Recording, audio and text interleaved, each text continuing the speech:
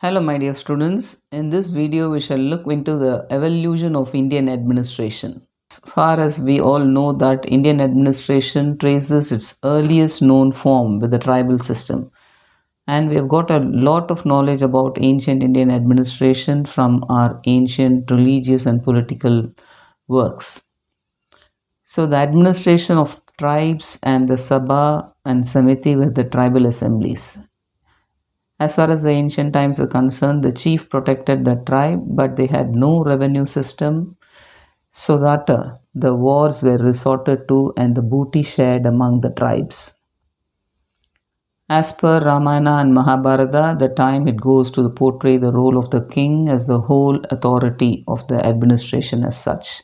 And there were no legal institutions, and everything was in a traditional form. By the time Kautilya wrote the Arthashastra, the Indian administrative system was well developed, and the treatise of Kautilya gives a very first detailed account of the same. So, as far as India is concerned, the Mauryan period was considered to be the era of major development in Indian administration. In this video, we shall look into the evolution with an emphasis on the Mauryan administration, Mughal administration, legacy of British role in politics and administration, and finally the Indianization of the public services, revenue administration, district administration, and local self-government. So first, we shall look into the Mauryan administration. So the students, if you have studied history, you would have known all these things. I'm going to give here the highlights of the Mauryan administration. So decentralization was prevalent as the village unit. Mauryan Empire were divided into provinces, provinces into districts, districts into rural and urban centers for efficient administration.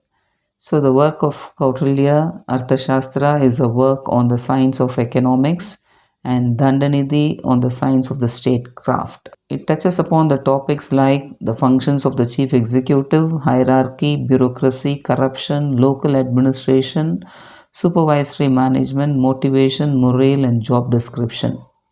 So when you look into the Arthashastra, the most noticeable part is its emphasis on public welfare.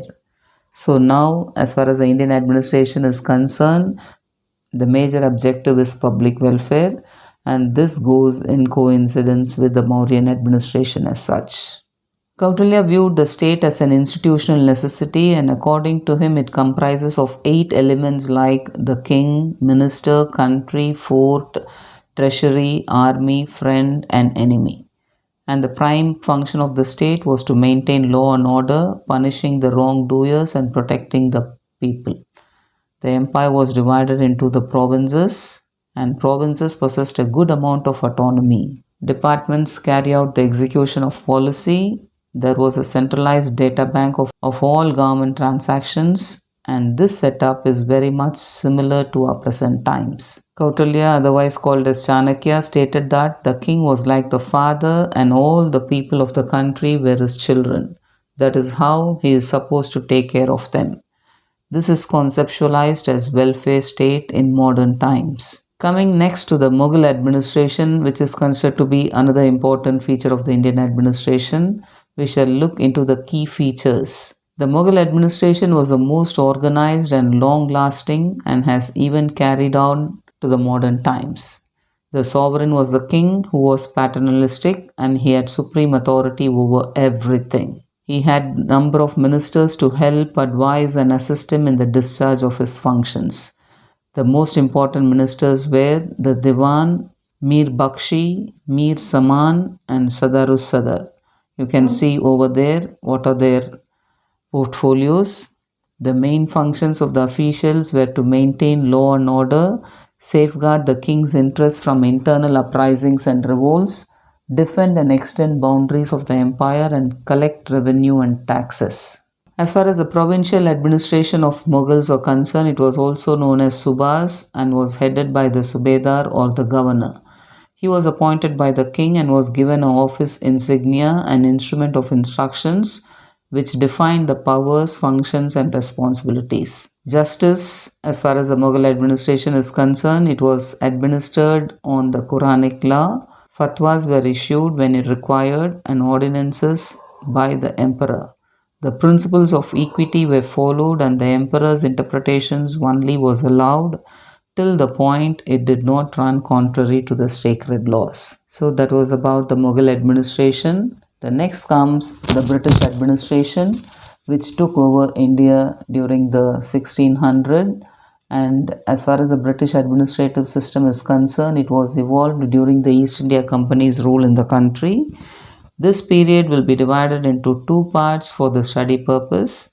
First, the East India Company's rule up to 1857, and second, the British government rule after Queen Victoria's proclamation from 1858 up to 1947. The East India Company came to India for purely business purposes but later took over the government of the country. So as far as we all know that there was the end of the company rule came in 1858 with the taking over of the government by the British Crown. And these are some of the very important evolutionary steps in the administrative history of India. So when we look into the legacy of the British rule, the administrative system, we have to see before 1858 and after 1858 up to 1947. So the first and the foremost was the 1773, which is called as the Regulating Act, which restricted the powers of the presidencies from making war without the sanction of the Governor General in Council. This confirmed the British Parliament's control over East India Company's affairs. The next comes the Pitt's India Act of 1784, which placed the Indian affairs under the direct control of the British government by establishing a board of control representing the British cabinet over the court of directors. So when we look into the position of the Governor General, it became very difficult with the introduction of the system of dual control. This system, with some modifications, remained in operation till 1858. As a result, the company's administration became not only cumbersome but also dilatory. The company's rule ended with the enactment of the Government of India Act 1858 and passed on to the Crown. The Board of Control and the Court of Directors both were abolished, and their powers were given to the newly created office of the Secretary of State for India. His office was known as India Office, which enabled him to discharge his functions smoothly. The Act of 1861 enlarged the Executive Council of the Governor General by adding the fifth as a law member, and he was given power. The Act of 1870 empowered the Governor General to suspend such measures of resolutions of the Council. The Indian Council Act of 1892 enlarged the function and members of the Legislative Council but not implemented in toto. The next comes the 1909 Act, popularly known as Minto-Morley reforms, which increased the size of the legislative councils at all levels.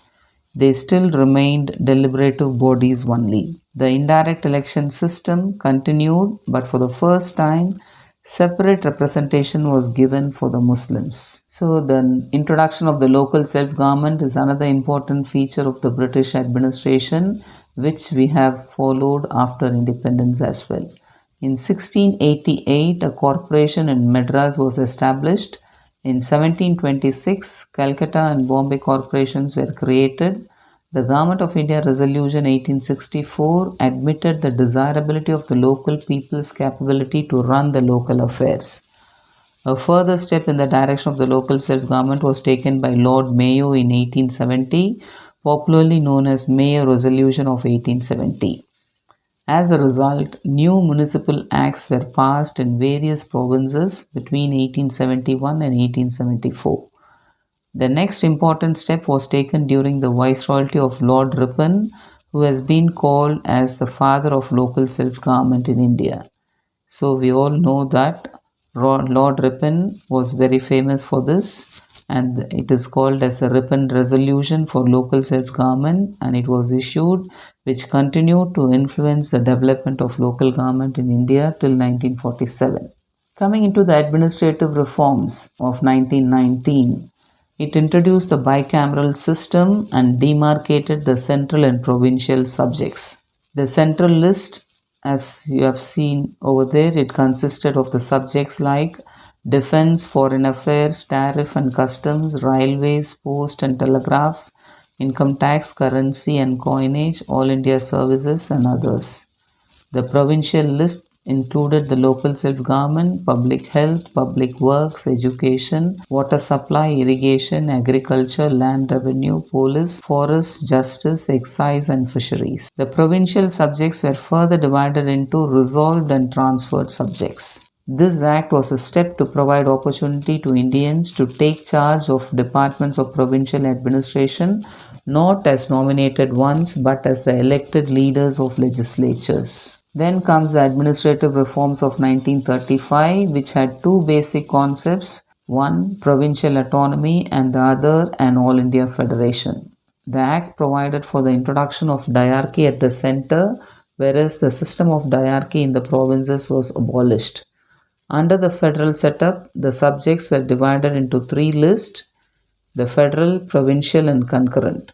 The federal list, there were 59 subjects of administration. The provincial list had 54 items, and the concurrent list consisted of 36 items. These provisions of the Act at the central level could not be implemented, but at the provincial level, these were introduced in 1937 itself. Coming to the important thing, there is the Indian Independence Act of 1947. In spite of the failures of the 1935 Act, the Government of India continued its working under the provisions of the Act of 1919 with certain modifications till the Indian Independence Act of 1947 came into force. The famous Cabinet Mission Plan was published on 16th May 1946. An interim government was formed in 1946 with Jawaharlal Nehru as its vice president. Mountbatten was appointed as Governor General, and in June he formulated a scheme for the partition of the country. On 18th July, the British Parliament passed the Indian Independence Act of 1947, and at midnight on 15th August 1947, India became a free nation. The new constitution was adopted on 26 January 1950. So, coming to the conclusion, the Indianization of administration. The pertinent question is, what was the new republic like and what was handed over by the Britishers along with the power? The answer of these questions can be found easily during the period Britishers governed the country by establishing various institutions. Though Indians were very happy to get rid of the colonial rule, it was soon realized that the governmental system and administrative apparatus developed by the Britishers was capable of meeting all the needs of the country. Therefore, the same administrative system was maintained even after independence, of course, with some changes as per the requirements of the time. Now you are seeing the administrative structure of India. Indian government followed by the state governments, divisions, districts, blocks, villages, municipal corporations, municipality, city councils, and the wards. India after independence, the administration continued as it was, though with changed priorities and objectives. A strong and competent administrative setup was the need of the hour, and India adopted its own constitution. Though it was based on 1935 Act, the objective was altogether different. The Constitution of India guarantees the fundamental rights to the people, and it contains the directive principles of state policy. This has radically changed the administrative system after independence. Finally, the development or the evolution of public administration in a particular country is significantly related to the social and economic development of the state. The government and public administration is transforming themselves to maximize the public value. And finally, the existence of the contemporary public administration is significantly related to the past and present scenario to ensure that citizens get the best assistance from the government. I hope the video is useful for you all. Thank you very much for watching.